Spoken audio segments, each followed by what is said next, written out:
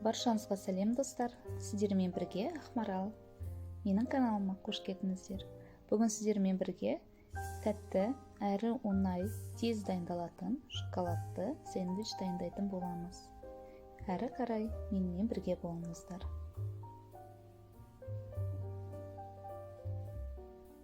Дайындалу жолы: жұмыртқамен қант ұнтағын жақсылап ағарғанша миксерлеп алуымыз қажет.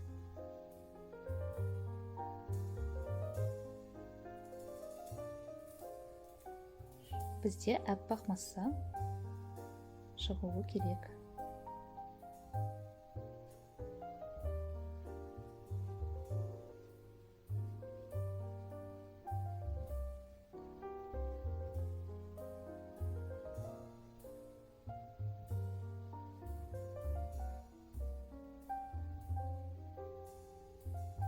Міне осындай масса пайда болады. Осы массамызға бөлме температурасында жұмсарып еріп тұрған сары майды қосып, әрі қарай миксерлейміз. Сары май бөлме температурасында тұрып еруі қажет.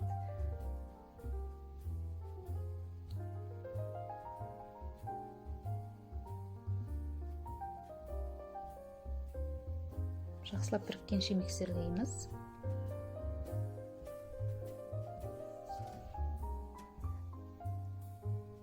Осы массамызға ұн қосамыз.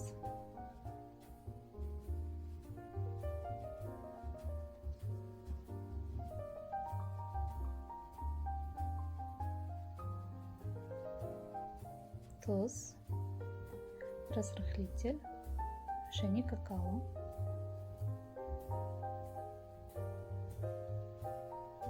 Жақсылап барлығын біріккенше миксерлеп алуымыз керек. Бізде бірыңғай масса пайда болуы қажет.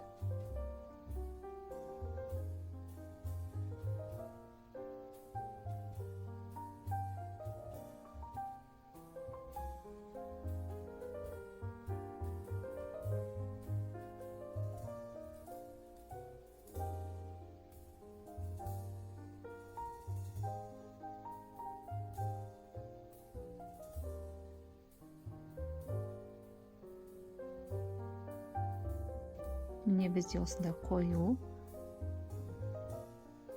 формасын жақсы ұстап тұратын масса шықты. Осы массаны жақсылап лопаткамен тағы бір қайта араластырып алуымыз керек. Осындай әдемі масса дайын болды. Осы массаны мешочекке салып жайып шығамыз. Осындай қою, формасын жақсы ұстап тұратын масса шықты. Осы массаларымызды мешочекке салып, мешочектің ішіне выпекай насадкасын салуымыз қажет болады. Және де осылай бірыңғай етіп печенькаларды жайып шығамыз. Формалары бірдей болған жөн. Көлемдерін өздеріңіздің қалауларыңызша жасайсыздар. Үлкен қылсаңыздар болады, кішірек жасасаңыздар болады. Менде осы көлемде 18 сэндвич шықты. Және де алдын ала қызып тұрған пеште 170-180 градуста 15-20 минут пісіріп аламыз. Өздеріңіздің духовкаларыңыз қызуына қарайсыздар. Көп ұстап қалмаңыздар, қатты кеуіп қалуы мүмкін. Міне біздің печенькаларымыз дайын болып шықты. Формасын қарап тұрғандарыңыздай өте керемет ұстаған, жайылып кетпеген шет-шеті осындай әдемі болып пісіп шықты. Ендігіде кремін дайындаймыз. Ол үшін бізге бөлме температурасына жұмсарып еріп тұрған сары майымызға сахарный пудраны жақсылап салып, жақсылап миксерлеп алуымыз қажет.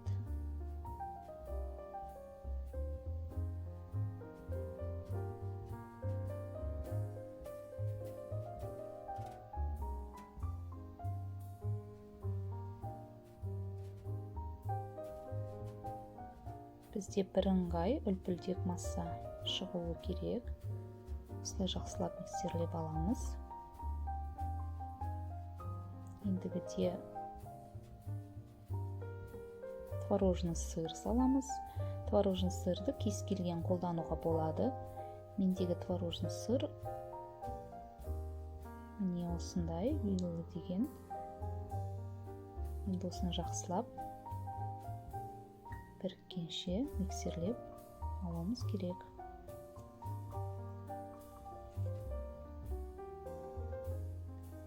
Бізде жақсы бірыңғай формасын жақсы ұстап тұратын крем шығуы керек. Шамадан тыс миксерлемейміз.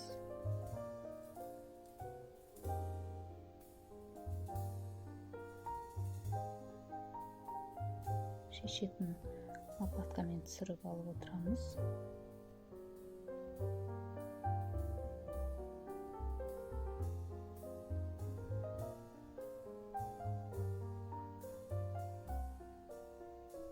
Міне осындай үлпілдек әдемі формасын жақсылап тұратын крем шықты.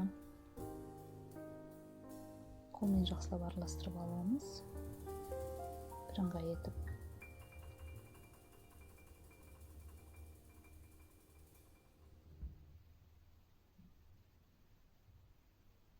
Енді осы кремді мешочекке салуымыз керек. Осындай насадканы салып аламыз мешочектің ішіне.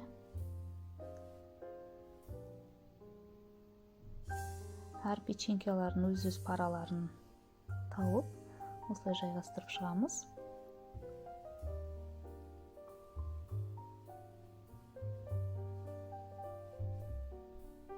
Және де ортасына кремді жағамыз. Өздеріңіздің қалауларыңыз бойынша жағып шығасыздар. Барлық сэндвичтерді осылай міне осындай әдемі сэндвич шығады. Осылай барлық печенькалармен жасаймыз.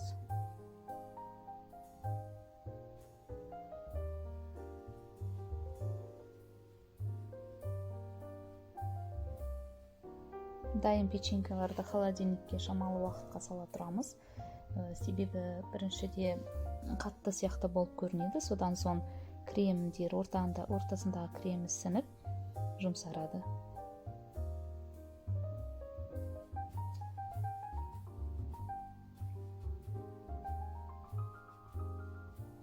Өте тәмді. Жақын туысқандарыңызға, балаларыңызға өте ұнайды және тез әрі оңай дайындалады. Енді ганаш жасаймыз. Ганашқа шоколад пен сливкиді ерітіп аламыз микроволновкада. Осындай мешочекке құйып, бетін осылай әрлеп шығамыз.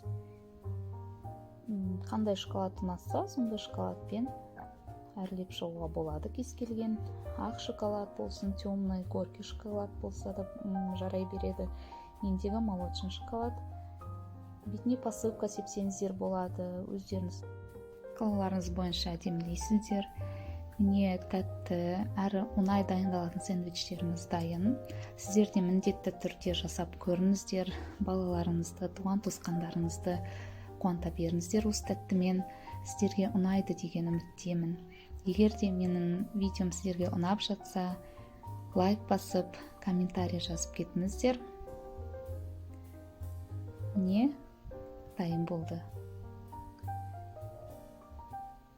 Менің каналыма тіркеліп кетулеріңізді сұраймын. Келесі кездескенше.